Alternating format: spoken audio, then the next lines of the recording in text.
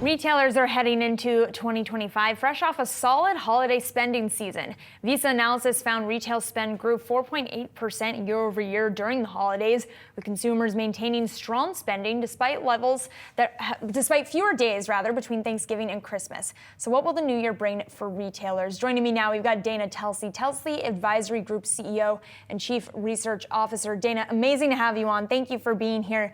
It's interesting. We've got this story of the bifurcated consumer, the confusing macro backdrop, but then we have the strong holiday spend. Is retail as a basket still a buy heading into 2025? First of all, Happy New Year and thank you for having me. Yes, I think certain retailers are still a buy heading into 2025.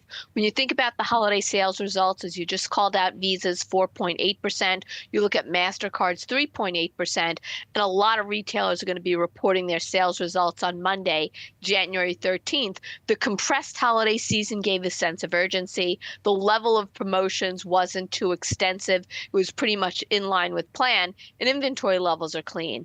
You look into 2025, and you still have a lot of uncertainty out there, but retailers are very agile. They know how to move. And I think 2025 is the year of the letter S.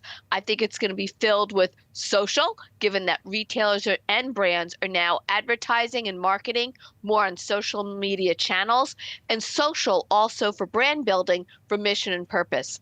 I think it's led by the S of supply chain with tariffs, and that uncertainty is still there, but certainly supply chain and the ability to diversify takes time and costs money.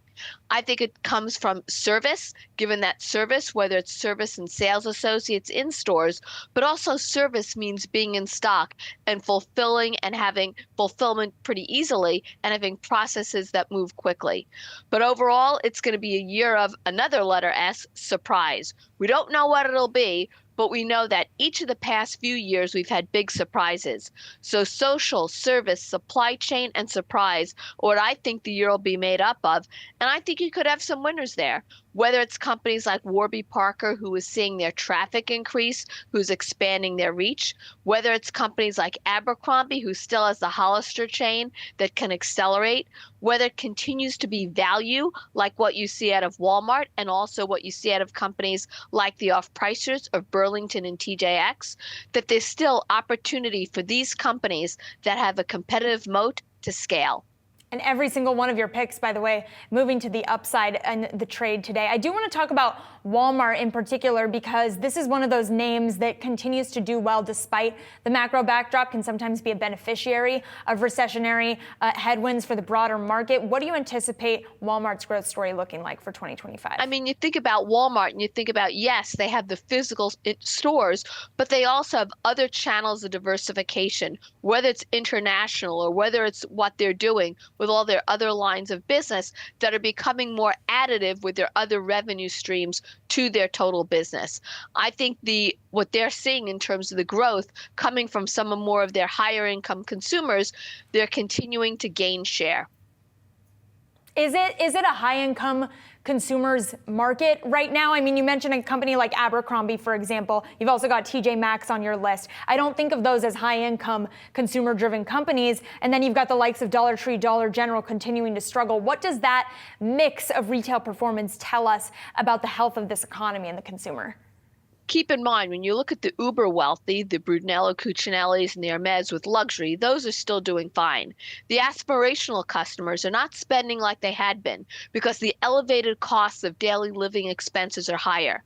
If we have a continuation of lower rates, that should help us over time, should also help the housing cycle too. When you look at the dollar stores versus others, you're seeing off-pricers and discounters taking share from some of the dollar stores.